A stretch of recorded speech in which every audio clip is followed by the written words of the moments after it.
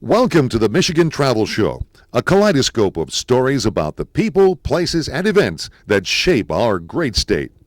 Hi, I'm Jennie McCafferty for Michigan Travel.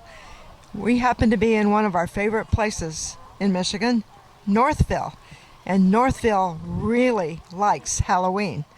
With us is our friend Jack Berry, who actually has lived in Northville for 14 years? 14 years, I think it is, Jenny. And it's the city of Northville, 6,000 citizens, and we've got about 120 skeletons, I think. 120? 120, and they're all around town, and it's when the brothers who ran the garden shop here decided to get some skeletons and soup up Halloween, why it turned into this fantastic display now, and a lot of people have them in front of their homes, their businesses, everything. It's fantastic.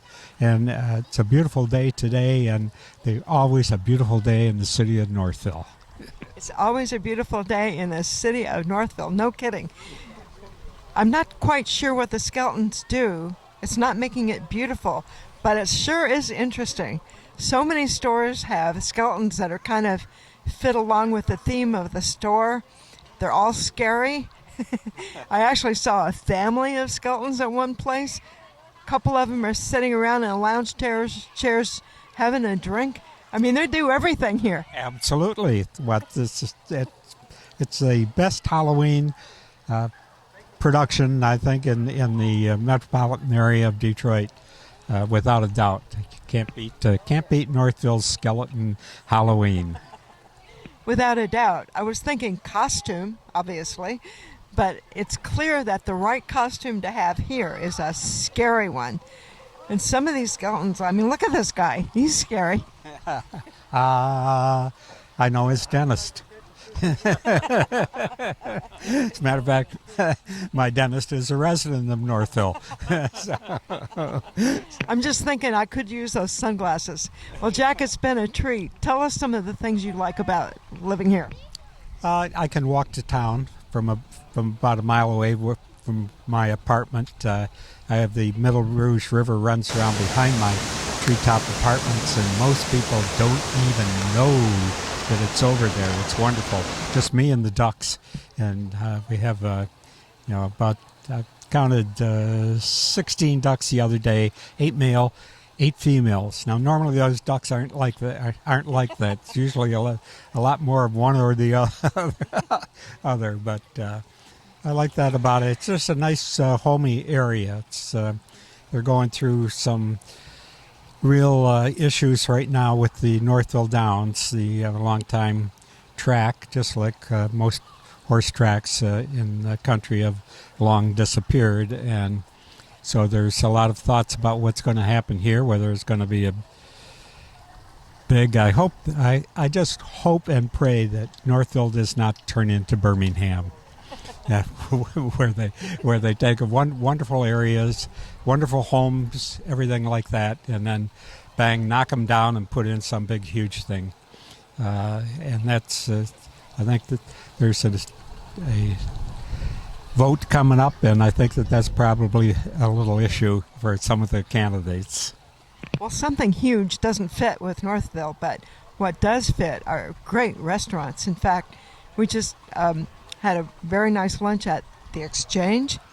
And another one that we know quite well is Genetti's, which also has performances in some evenings because our son Michael used to perform at Genetti's.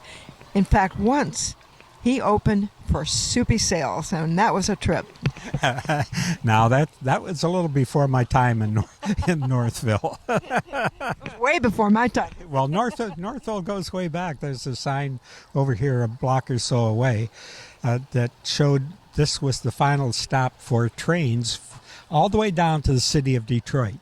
You know, like that was back in the days of the urban transportation on rails, and they had a rail track, like a trolley track, all the way from downtown to here.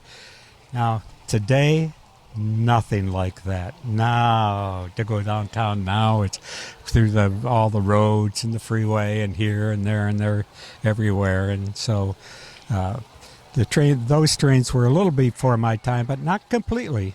I was born in 1931, and I know a lot about trains. My father worked for the railroad. So, That's cool. yeah. Which one? Michigan Central.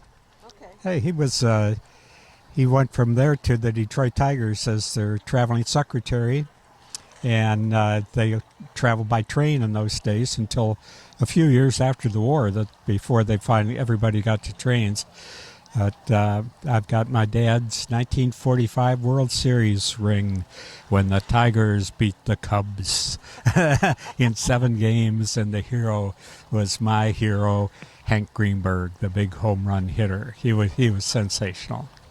You really got to know the players then, especially because they were riding trains. Absolutely. My dad even got me a costume with number 5 on the back.